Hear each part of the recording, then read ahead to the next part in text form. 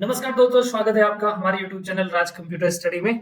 आज की ये फंडामेंटल की क्लास 4 होने वाली है, जिसमें हम पिछले कुछ क्लास में हमने सीखा था बेसिक चीजों के बारे में। फिर इसके बाद हम मेमोरी के बारे में हमने जाना कि मेमोरी क्या है, किस तरीके से मेमोरी काम करती है। आज चौथे क्लास में हम पढ़ेंगे कि कंप्यूटर के अंदर सॉफ्टवेयर क्या होते हैं, कितने प्रकार के होते हैं और इनके कितने पार्ट हैं और इनका क्या काम होता है, किस प्रकार के सॉफ्टवेयर का क्या काम होता है। तो चलिए सीधा हम वीडियो की तरफ रुक करते हैं और देखते हैं कि क्या कुछ टॉपिक हम कवर करने वाले हैं।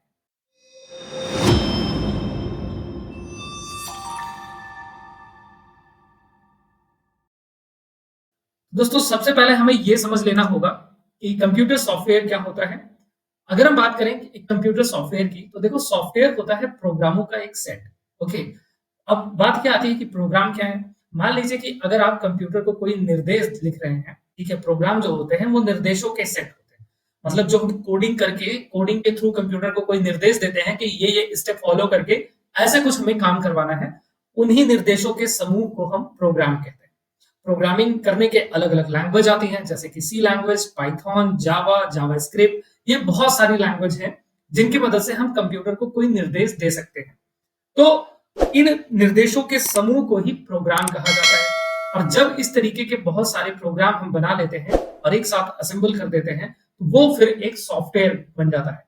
तो सॉफ्टवेयर जो होता है वो कई प्रोग्रामों का एक सेट होता है, जो हमारे कंप्यूटर को निर्देश देता है कि हमें क्या काम करना है, किस प्रकार से काम करना है। तो कंप्यूटर सॉफ्टवेयर किसी भी हार्डवेयर पार्ट को चलाने में, अगर हम कोई भी हार्डवेयर पार्ट चाह रहे हैं कि वो ऑटोमेटिक काम करना शुरू कर दे, तो उसके अंदर सॉफ्टवेयर डालना ही पड़ेगा। अगर आपके मोबाइल के अंदर से सॉफ्टवेयर निकाल दिया जाए तो आपके मोबाइल फिर डेड हो जाएगी, नहीं चलेगी। अब मान लीजिए हमने एक तो ऐसा सॉफ्टवेयर हमारे मोबाइल के अंदर होगा जो हमारे मोबाइल को चलाने में मदद करेगा। वहीं कुछ ऐसे सॉफ्टवेयर भी आते हैं, कुछ ऐसी कैटेगरी भी होती हैं जो हमारे काम को आसान बनाती हैं। अभी इन सब के बारे में हम सीखेंगे आगे चल के। तो आई होप आपको डेफिनेशन समझ में आ गया होगा कि सॉफ्टवेयर क्या है। तो कंप्यूटर के अंदर जो सॉफ्टवेयर पड़ा हुआ है वो प्रोग्रामों का एक सेट होता है, जो हमारे कंप्यूटर को चलाने में मदद करता है और जिसको हम देख नहीं सकते, जिनकी मदद से बस हम अपने कामों को कर सकते हैं। अब बात करते हैं कि सॉफ्टवेयर कितने प्रकार के होते हैं। तो इसके मुख्य 3 प्रकार हैं: सिस्टम सॉफ्टवेयर, एप्लीकेशन सॉफ्टवेयर और यूटिलिटी सॉफ्टवेयर। हो सकता है कि कुछ बुक में आपको मात्र 2 ही सॉफ्टवेयर के बारे में जिक्र मिले, सिस्टम और एप्लीकेशन। यूटिलिटी सॉफ्टवेयर को कई बार कुछ बुक में सिस्टम सॉफ्टवेयर के अंदर दिखाया गया है, लेकिन ज्यादातर बुक में आपको 3 ही मिलेगा और एग्जाम में आता है तो आप 3 पे ही टिक लगा के हैं। ठीक है, अब समझते हैं कि सिस्टम सॉफ्टवेयर का क्या काम है। तो सिस्टम सॉफ्टवेयर, जैसा कि इसका नाम है, कि वो सॉफ्टवेयर जो सिर्फ और सिर्फ सिस्टम के लिए बनाया गया हो, जो सिस्टम को चलाने में मदद करता हो, उस सॉफ्टवेयर को सिस्टम सॉफ्टवेयर कहते हैं। जैसे कि अभी मैंने कहा कि आपके मोबाइल के अंदर कुछ ऐसे सॉफ्टवेयर होते हैं, अगर उन्हें निकाल दें तो मोबाइल फोन आपकी नहीं चलेगी। उसमें आता है आपका सिस्टम सॉफ्टवेयर। अब सिस्टम सॉफ्टवेयर के अंतर्गत जैसे आप देख रहे हैं कुछ सॉफ्टवेयर, यानी ऑपरेटिंग सिस्टम, फर्मवेयर, है ना, ऐसे और भी बहुत सारे होते हैं। तो ऑपरेटिंग सिस्टम वो सिस्टम सॉफ्टवेयर होता है जो कंप्यूटर के हार्डवेयर और यूजर के बीच में एक इंटरफेस देता है, ताकि आप अपने कंप्यूटर को चला पाए, आसानी से यूज कर पाए।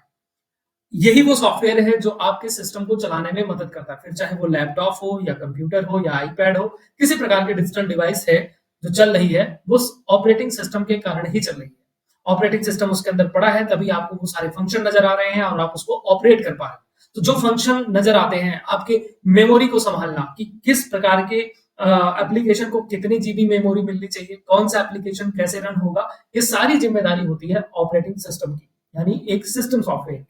ओके, वहीं फर्मवेयर की बात करें तो ये आपके कंप्यूटर को ऑन करने में मदद करता है। ये सारे बेसिक इनपुट आउटपुट को चेक करने में मदद करता है, क्या सब कुछ हमारा कनेक्ट है या नहीं है, काम कर रहा है कि नहीं कर रहा है। ये भी एक प्रकार का सिस्टम सॉफ्टवेयर है जो हमारे सिस्टम को ऑपरेट करने में मदद करता है।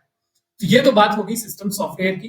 कभी हम डिटेल में और भी डिटेल में चर्चा करेंगे ऑपरेटिंग सिस्टम के बारे में। फिलहाल मैंने एक शॉर्ट में आपको डेफिनेशन बता दी, उम्मीद करता हूं कि इतना समझ में आ गया होगा। अब बात करते हैं एप्लीकेशन सॉफ्टवेयर की। दोस्तों, जैसा कि मैंने बताया कि आपके सिस्टम के अंदर ऑपरेटिंग सिस्टम सबसे ज्यादा महत्वपूर्ण सॉफ्टवेयर होता है। अगर ये ना रहे तो आपकी डिवाइस फिर बेकार है, वो नहीं ऑन होगी, नहीं चलेगी। लेकिन वहीं एप्लीकेशन सॉफ्टवेयर की बात करें तो ये एक यूजर के काम को आसान बनाने के लिए बनाया गया होता है। अगर ये हमारे मोबाइल में या हमारे लैपटॉप में नहीं भी होता है तो हमारे कंप्यूटर को कोई फर्क नहीं पड़ने वाला। हमारा कंप्यूटर बढ़िया से चलेगा, मोबाइल तब भी चलेगी, बशर्ते एक यूजर अपने काम को नहीं कर पाएगा। ये एक अंतर आएगा। जैसे कि मान लें, एक एग्जांपल के लिए, आपके सिस्टम के अंदर ऐसा कोई भी सॉफ्टवेयर नहीं है जिनकी मदद से आप संदेश को नहीं भेज पाते हैं। तो क्या आपका मोबाइल यूज नहीं कर पाते हैं? आप मोबाइल तब भी चल रही है। लेकिन वहीं पे अगर आप किसी प्रकार के मैसेंजर का इस्तेमाल करते हैं, जैसे व्हाट्सएप, या फिर हम बात कर लें फेसबुक के मैसेंजर की, तो यहाँ पे इनके डाल लेने से, इन सॉफ्टवेयर को इंस्टॉल कर लेने से एक यूजर का काम आसान हो गया, जिसकी मदद से वो अपने संदेश को एक जगह से दूसरी जगह भेज पा रहा है। तो ये एप्लीकेशन सॉफ्टवेयर जो होते हैं हमारे, ये हमारे काम को आसान बनाने के लिए होते हैं, यानी कि ये यूजर के लिए बनाए गए होते हैं। तो ये दोनों में एक अंतर होता है सिस्टम सॉफ्टवेयर और एप्लीकेशन सॉफ्टवेयर में। सिस्टम सॉफ्टवेयर, फिर से एक बार बता देता हूं कि ये एक ऐसा सॉफ्टवेयर है जो किसी यूजर के लिए नहीं है, जो हमारे कंप्यूटर सिस्टम के लिए है, जो कंप्यूटर सिस्टम को चलाने में मदद करता है। इसके ना रहने पे हमारा कंप्यूटर डेड हो जाता है, हमारा कंप्यूटर नहीं चलता है। वही हम बात करें अगर एप्लीकेशन सॉफ्टवेयर की, तो ये यूजर के काम को आसान बनाने के लिए होता है। आपके मोबाइल फोन में जितने भी एप्लीकेशन आप देख पा रहे हो, ठीक है, जैसे आप फोन पे चलाते हैं, आप गूगल पे चलाते हैं, व्हाट्सएप चला रहे हैं, ट्विटर चला रहे हैं, तो ये सब कुछ एक एप्लीकेशन सॉफ्टवेयर की कैटेगरी में आएगा। अब अगर हम बात करते हैं तीसरे नंबर सॉफ्टवेयर यानी यूटिलिटी सॉफ्टवेयर की, तो यूटिलिटी सॉफ्टवेयर एक ऐसा कैटेगरी होता है, एक ऐसा सॉफ्टवेयर होता है जो हमारे कंप्यूटर के अंदर की कमियों को ढूंढता है और उसको फिर सही करता है। जैसे कि एंटीवायरस, अगर आपने अपने कंप्यूटर सिस्टम के अंदर एक एंटीवायरस इंस्टॉल कर लिया, तो आने वाले वायरस को वो वहीं पे रोक देगा, स्कैन करके उसको खत्म कर देगा, ताकि आपका कंप्यूटर सुरक्षित रहे। ऐसे और भी बहुत सारे यूटिलिटी सॉफ्टवेयर आते हैं जो आपको इन्फॉर्म करते रहते हैं कि जैसे अगर आपकी कोई डिवाइस नहीं सही से कनेक्ट हो पा रही है, तो ये इन्फॉर्म कर देंगे आपको, एक मैसेज, एक नोटिफिकेशन दे देंगे कि ये डिवाइस है जो इस तरीके से काम नहीं कर रही है। तो ये तीन कैटेगरी हो गई सॉफ्टवेयर की। अब हम देखते हैं एप्लीकेशन के अंदर आने वाले कुछ और ऐसे सॉफ्टवेयर जो हमारे एग्जाम में पूछे जाते हैं। इनके बारे में भली भांत हो सकता है कि आप जानते हो, अगर नहीं जानते हो तो एक छोटी सी इंफॉर्मेशन देंगे जिसको आप फटाफट देख के और अपने नॉलेज को और बढ़ा सकते हैं।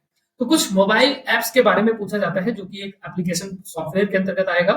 अब कौन कौन से मोबाइल एप्स हैं ये आपके सामने हैं, इनके बारे में आपको प्रॉपर पता होनी चाहिए सारी जानकारी, जैसे कि किसके द्वारा ये लॉन्च किए गए, कब लॉन्च किए गए, ठीक है, किस ऐप का क्या काम होता है। एग्जाम में भी बहुत ज्यादा क्वेश्चन यहाँ से आता है। तो हम बढ़ते हैं भीम ऐप की तरफ। अगर हम बात करते हैं भीम एप्लीकेशन की, भीम ऐप क्या है, किसने लॉन्च किया, कब लॉन्च किया गया, तो भीम ऐप 30 दिसंबर 2016 को लॉन्च किया गया था, ये आपको पता होना चाहिए, 30 दिसंबर 2016 को। यह भी पूछा जाता है कि भीम ऐप किसके द्वारा बनाया गया, तो भीम ऐप एनपीसीआई के द्वारा बनाया गया है। भीम ऐप के थ्रू एक दिन में 1 लाख रुपए आप भेज सकते हैं।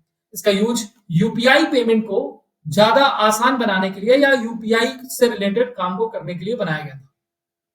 बात करते हैं कि भीम ऐप को अगर हम बनाना चाहते हैं तो क्या होना आवश्यक, ऐसा कुछ पूछा जाएगा एग्जाम में, तो हमारा जो मोबाइल नंबर है वो हमारे बैंक अकाउंट से लिंक होना आवश्यक है, तभी आप भीम ऐप का यूज कर पाएंगे। वही बात करें अगर भीम ऐप कितने लैंग्वेज में अवेलेबल है, तो भीम ऐप को 16 लैंग्वेज में बनाया गया है, 16 भाषाओं में ये हमें उपलब्ध हो जाता है। अगर बात करते हैं हम कि भीम ऐप का नाम भीम ही क्यों पड़ा, तो या किसके नाम पे इसका नाम रखा गया है, तो ये डॉक्टर भीमराव अम्बेडकर के नाम पे इसका नाम भीम ऐप रखा गया है, और यह यूपीआई पे आधारित एक एप्लीकेशन होता है। दोस्तों अब आगे बढ़ते हैं और दूसरे टॉपिक को कवर करते हैं, यानी माई जीओवी ऐप। अब एग्जाम में ये भी आता है कि माई जीओवी ऐप जो है ये कब लॉन्च किया गया, ये 26 जुलाई 2014 को लॉन्च किया गया था, 26 जुलाई 2014। इसको बनाने वाले जो थे, जो डेवलपर थे, उनका नाम था रवि कुमार, और ये हिंदी और इंग्लिश 2 भाषा में अवेलेबल है। नरेंद्र मोदी के द्वारा ये लॉन्च किया गया था। इस ऐप पे जाकर के आप गवर्नमेंट पे कोई सुझाव, अपने किसी भी मुद्दे पे अपने सुझाव को रख सकते हैं गवर्नमेंट के सामने, ये इसका काम होता है। अब अगले हम ऐप की तरफ बढ़ते हैं जो कि है हमारा आईआरसीटीसी ऐप। आईआरसीटीसी ऐप के थ्रू आप अपना रेलवे टिकट या बस टिकट वगैरह भी बुक कर सकते हैं। इस ऐप को 27 सितंबर 1999 में बनाया गया था। इसका हेडक्वार्टर नई दिल्ली है। पूछा जाता है कि इसको किसके द्वारा डेवलप किया गया या इसके ऑनर कौन है, तो मिनिस्ट्री ऑफ रेलवे जो है ये इसको मैनेज करती है। इसका पूरा नाम भी पूछा जाता है, आपके सामने लिखा पड़ा है, ठीक है, आप यहां से इसका स्क्रीनशॉट ले लें, याद कर लेंगे, क्योंकि ये आपके एग्जाम के लिए काफी इंपॉर्टेंट ऐप है। अब दूसरे ऐप की तरफ पढ़ते हैं जो हर बार एग्जाम में क्वेश्चन आता है। जितनी बार आप ट्रिपल सी एग्जाम देंगे उतनी बार क्वेश्चन आएगा इस ऐप से, जो कि है आपका एक डिजी लॉकर ऐप। अगर आप डिजी लॉकर ऐप का इस्तेमाल नहीं करते तो आज से ही शुरू कर दीजिए। गवर्नमेंट के द्वारा लॉन्च किया गया एक ऐप होता है ये हमारा, जो हमारे डॉक्यूमेंट को सिक्योर रखने में मदद करता है। अगर आप हर जगह अपनी मार्कशीट, अपने ड्राइविंग लाइसेंस, है ना, इस प्रकार के जितने भी सर्टिफिकेट हैं, आप उनको हर जगह नहीं ले जा सकते हैं, तो मोबाइल फोन के अंदर उन्हें अपलोड डाउनलोड करके रख लें, ताकि कभी भी जरूरत पड़े वहां से आप उनकी ओरिजिनल कॉपी तुरंत अपने डिवाइस में डाउनलोड कर सकते हैं। और कहीं पे भी जैसे ड्राइविंग लाइसेंस होता है, मान लीजिए कि फिजिकल रूप में आपके पास में नहीं है, आप घर पे भूल गए, लेकिन अगर डिजी लॉकर में है और आप पुलिस को दिखा देते हैं तो वो आपको जाने देती है, लेकिन वहीं अगर आप फोटो खींच के दिखा रहे हैं तो वो मान्य नहीं होगा। तो इसलिए डिजी लॉकर ऐप बहुत जरूरी चीज है, इसको जरूर इस्तेमाल करें। पूछा ये जाता है कि डिजी लॉकर ऐप में कितना डेटा स्टोर किया जा सकता है। तो डिजी लॉकर के अंदर 1 GB तक का डेटा स्टोर किया जा सकता है। यह दिसंबर 2015 में रिलीज किया गया था। और जब भी हम इसके अंदर साइन अप करते हैं तो आधार कार्ड का होना बहुत जरूरी है, जिसमें हम अपने सभी प्रकार के डॉक्यूमेंट को सुरक्षित तरीके से रख सकते हैं।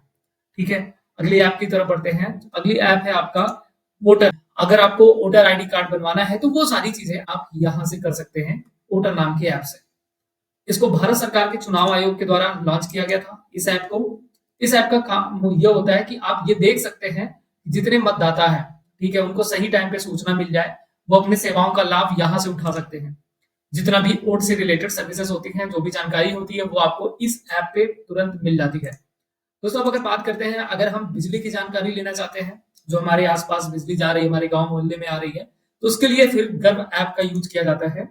गर्व ऐप पे आप सब कुछ देख सकते हैं कि ये ऐप कितना भी आपको दिखाएगा कि आपके एरिया में कितनी बिजली फ्लो हो रही है, किस जगह पे कितनी बिजली भेजी जा रही है।